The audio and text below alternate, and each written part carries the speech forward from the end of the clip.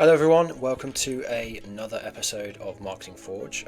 This is a pretty exciting one, a new one for the Meta ecosystem. And before we get into it, just ask yourself this question. How much value are you actually driving from your Meta campaigns? Do you know? Is it incremental? Is it additive? Not sure? Let's find out how Meta is changing things after the drop.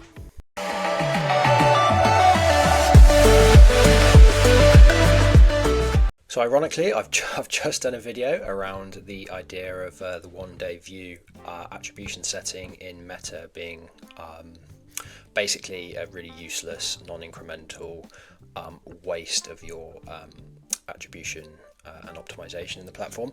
Now, today's video kind of throws that on its head a little bit.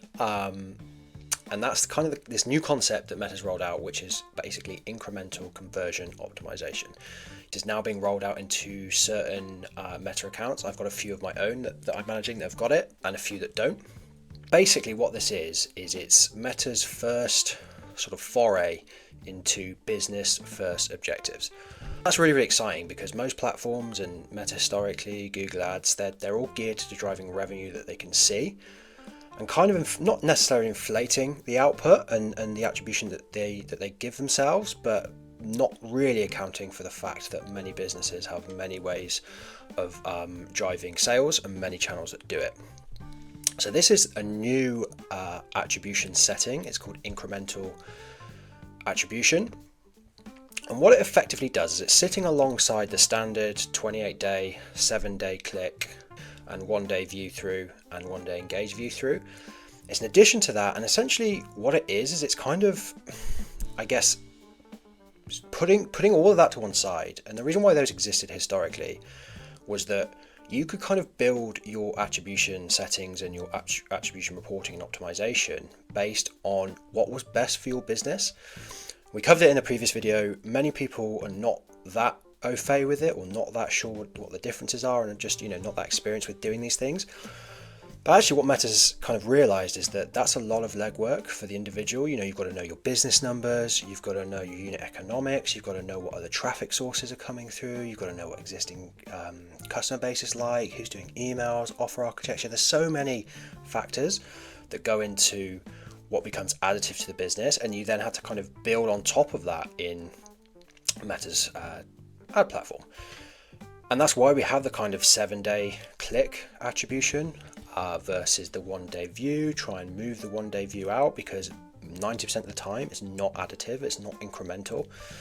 So you kind of want to push as much through the 7-day click as you possibly can, or 1-day click potentially, because that becomes even more incremental. This new system is kind of blowing that out of the water. It's kind of saying to us as media buyers and digital marketers, like, don't worry about that. Like, we can do this for you, but you've kind of got to know what it is and how to use it. Now, one of the really exciting things about this is the fact that Meta is now fully buying into the conversions API model. It's been around for many years, I think pretty much since 2021, potentially, since iOS 14 kind of messed everything up for us. And Meta has really been pushing on driving server-side data from your CMS into the platform to report and optimize its data on. And that's been pretty solid, and most platforms now have some form of easy integration with Conversions API, and pretty much 95% of the accounts that we inherit or we audit are using some form of Conversions API. And the value of that server-side tracking is that it's sending confirmed data that wouldn't be picked up by Pixel because of browser issues, and it's passing that back into Meta so that it can kind of build that conversion model and build that conversion attribution for you with lots of identifiers, lots of data parameters. Now Meta's kind of taking that step further now, and they go, okay, we've got all this data, we're seeing this data, we're going to use this data, and we're going to build optimization settings based on that information, and we're going to take it a step further, and we're going to go, how are we driving revenue or ROAS or performance, but are we making it additive to the business? And this has been done, you may have seen these, you may have not. Some accounts can have access to them and some don't. It used to be a big deal to try and go through a Meta representative to get like conversion uplift studies. It's now pretty standard for any account that hits the threshold criteria for it, which is something like 50 conversions in a 30-day period or something small like that. So it's not particularly difficult to access if you're a reasonable sized meta advertiser. But what essentially used to do is you build an experiment in your business settings, you then build a conversion uplift study, and we'd select the campaigns that you want to run it against. And effectively what Meta would then do is it would create two groups. It would create a holdout group where it would have delivered across this audience anyway. It will remove a percentage of that audience, and then it will deliver as normal to the audience that it would have delivered to based on your delivery settings. And then it will kind of look at those two audiences and see how much that audience that it held out for anyway. And that's kind of how it develops this conversion uplift studies. So actually, much of the revenue that you think you've driven and that you've reported against potentially actually would have happened regardless of whether that ad delivered or not. And these tests were really, really good in that they gave a really strong basis from which you can kind of understand how additive or how incremental your ad performance is, or your meta ads delivery is in context with your wider business goals. Now, the real problem with that, and you could run them for a while, but they are always a snapshot in time. And that's really, really important because you can kind of infer information from that. You might run it for a month, get a reasonably good incremental score, something that you're quite happy with, and you've got loads of new customers that probably wouldn't have bought anyway based on that study methodology. And then you might kind of build a huge kind of strategic shift or delivery shift against that, add more budget in, scale, do these kind of things, or base decisions on something that was actually a very small snapshot in time relative to your kind of evergreen delivery. You can imagine a month, there could have been loads of factors there. There could have been offer architecture in place, email flows that were going out. There could have been seasonality shifts that aren't representative of other periods of the year. Loads of things, basically, that could have meant that period of incrementality was good, but that might not be the case moving forward. Now, what's really exciting is this incremental attribution optimization piece is kind of taking that methodology but applying it in like real time. And some of the data around how they're accessing this is a little bit thin, I would say. But the kind of the line from Meta is that they're taking those learnings that they've done for a few years and they're kind of adding that into the live auction. So there's going to be a constant process where this basically this conversion uplift holdout study is being done on the fly in every auction, and then it's building off of that over time. So really, really exciting that we can finally tap into this as an optimization piece. I believe actually based on Meta's latest release data, they're claiming up to 20% better incremental conversion and revenue uplift based on standard optimization settings. Now, that's a big claim if you're doing big scale, big volume. Now, another exciting kind of point to this is that we're now able to see this directly in our reporting dashboards. And I'm going to show you this in a minute, but it's now for basically the accounts that can access it. It's now a drop down in your attribution breakdown settings. We'll literally go in and just basically see, based on that methodology, what's incremental and what's not on the fly in our reporting. Now, I guess the big factor at play here is like, how do we actually use it? How is it going to change our build structures in our Meta Ads accounts? What are we going to have to do differently to make the most of this? Is it going to be revolutionary and we kind of get rid of all of that? I mean, we should probably really be doing as little in lowest cost automated bidding as possible at the moment, but even those that are moving into or have moved into cost caps, bid caps, TROAS campaigns, if your accounts are eligible for them, how does it change those structures that have kind of been developed over the last couple of years since these tools have been used more commonplace in Meta? I think that's going to be a big question. Is it going to be the big revolutionary shift where we press one button, we set our incremental target, we do our ASC and have it all under one big consolidated campaign and literally press go and wait for Meta to print money? As ever, it's pre-dependent on the quality and the understanding of how you build your creative structures. But is that going to be the case or not? Are we going to have to use it in conjunction with these other more traditional bid optimization settings? How are we going to work it out?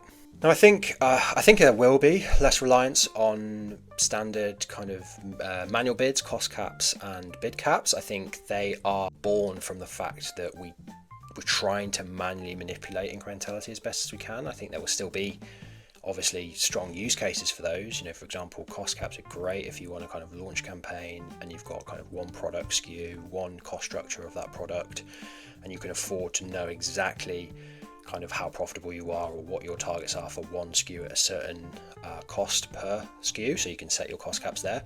Obviously, that has been more challenging for businesses that are looking to scale via different products or have different cost structures or bundles and lots of variability in the AOVs.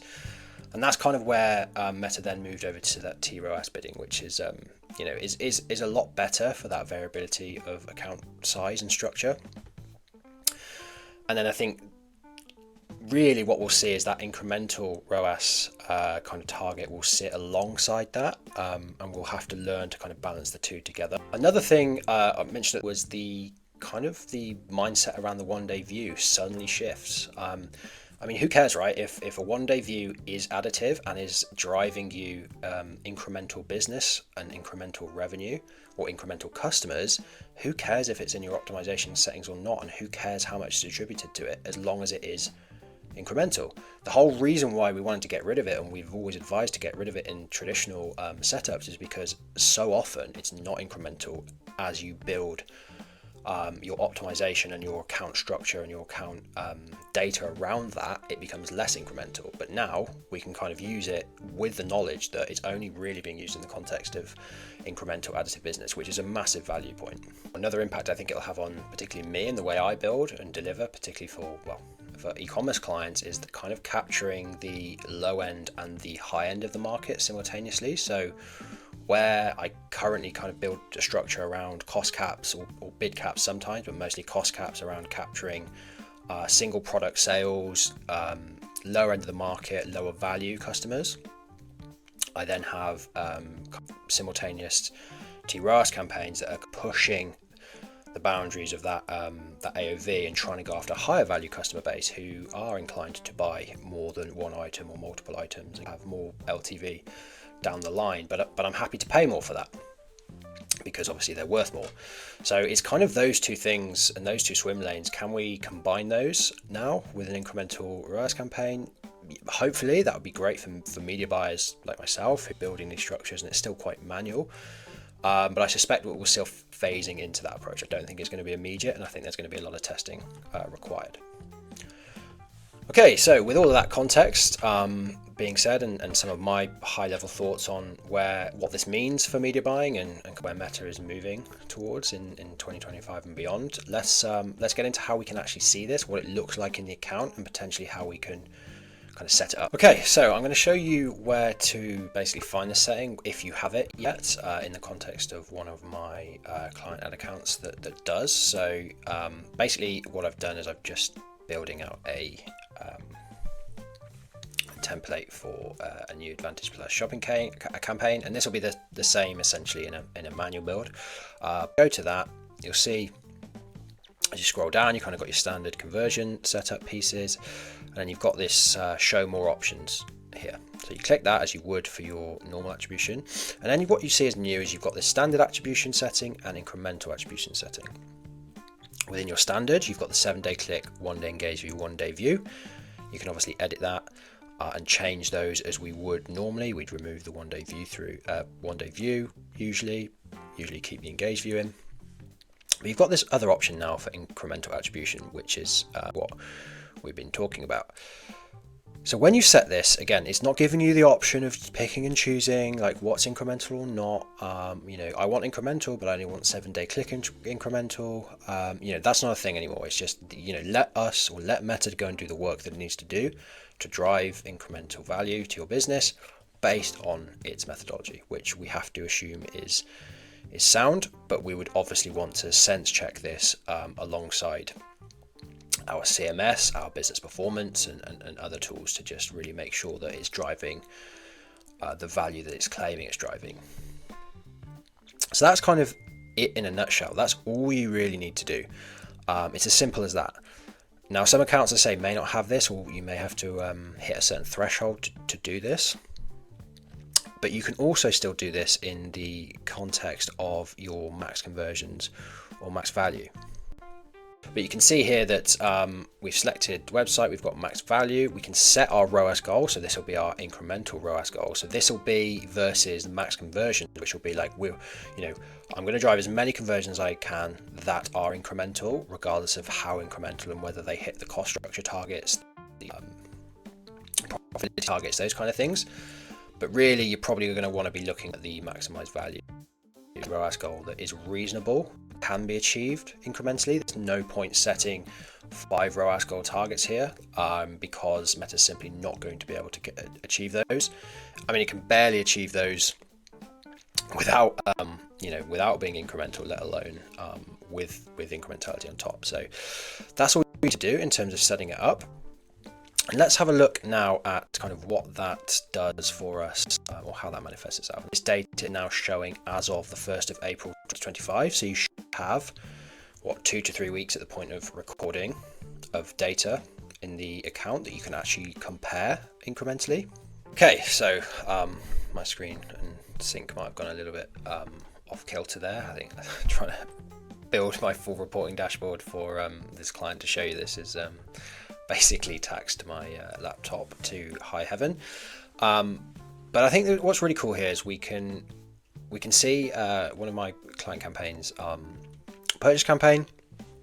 It's currently optimized on the 7-day click only as standard.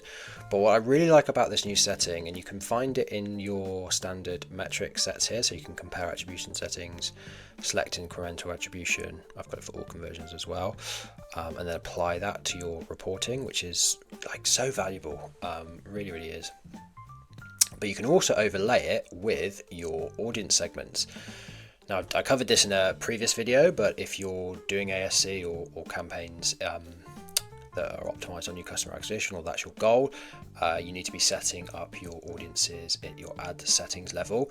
I have done this for this client, and they are using the highest quality Klaviyo integrated lists I can do. So in theory, this is the best that Meta will be able to offer with the most identifiers. So it should have a good, thorough understanding of what's new based on all-time existing customers.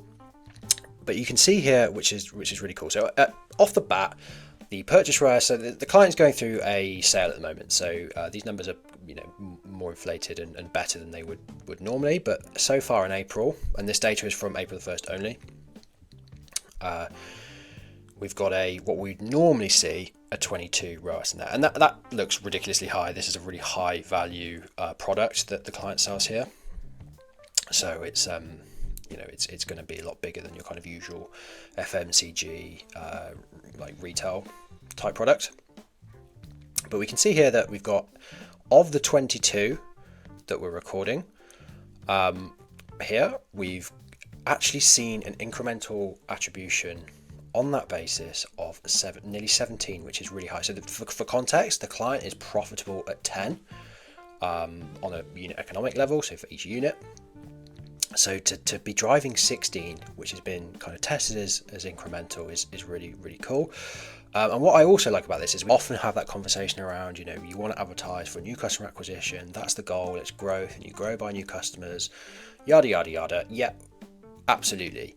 But there's still value to be had on growing your existing customer base. If it's lapsed customers, for example, they might need re-engagement through via Meta advertising. Not every email is going to land. Not every customer is going to come back through organics naturally. They're not owned by that business or your business. They have the capability of shopping around, and they do. So what I like about this breakdown is that we're actually driving new customers, which is the main objective of this. This is the objective of Meta, but we can never remove them completely, even with the best exclusions in the world. So you can see here that we've had 17 purchases through existing customers, as Meta defines it. If you were to go through a third-party attribution tool, I'm sure there's probably a more equal split here. But this is the data that we've got right now, and we can see that actually 11 of those 17 are being recorded as incremental, and that's actually a 9.3, so slightly below the client's target. And you can see the big discrepancy there. That's 7 points of ROAS nearly different. So it's a bigger discrepancy, but still it's really, really close to target, and that's not the objective anyway. They're kind of being pulled in by default. But where it's really exciting is obviously the new customer incremental attribution ROAS is really high at 18 versus the profitability target of 10. So all in all, this is giving us so much more visibility on what's working for our business and how valuable it is to the business moving forward based on those objectives. And we've just got so much more that we can now play with. So my big recommendation on this, like with anything, is test it. Don't completely disregard your existing account setups and just immediately pause and stop everything and start moving everything over to this. I think it's a considered approach. Test it with other ad sets side by side. Maybe set some new campaigns up for new products that you've got, or a different combination of SKUs or anything like that gives you an opportunity to build something new and test it. I think is worthwhile, and let's see how it lands. Let's see the overall shift over time. What's really exciting is pairing this with the Andromeda delivery system. Meta's got more information and more power, more computing power behind it than it's ever had before. So in theory, this can just carry on going with the AI gains that we're seeing and the exponential growth there. It's going to just get better and better over time. So the more data we can feed it, the better.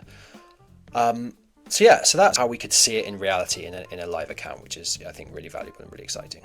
Now, very, very quickly, the final point I want to make on this is that this data and this incremental performance data is only as strong as the conversions API data that you give it. So if you've got a weak build or a lack of identifiers coming through events manager setting and your event match quality scores are low, for example, even if you've got conversions API, that's going to limit the efficacy of this. So before you do anything, make sure that the data that you're passing through via your conversions API is the best it possibly can be. So final thoughts on this. I think this is a massive step forward for media buying in general. It's really exciting to see a platform take this step. It's the first real, big rollout change from a platform that I know of. Be interested to see if Google can do anything on this note, but it's an interesting paradigm shift for media buying and digital marketing in general. It's really exciting to see a platform take that step into business outcomes for advertisers. So let's see where it goes. I think it's one of those where absolutely test it if you can. Give yourself the opportunity to give it a chance. Understand your unit economics, understand your cost structures. Don't kind of see it as a miracle tool. Work with it, give it time, give it a chance. And to round off, thanks for joining me on this one. Hopefully you're as excited about this as I am. As you can tell, I think super interesting and a really big shift in the way things are done in media buying. For more information like this, to keep up on the news and other kind of strategic and tactical shifts in not only Meta but in digital marketing in general, make sure you stay tuned for the next one. And I would really appreciate, as ever, if you could like and subscribe if you have enjoyed it.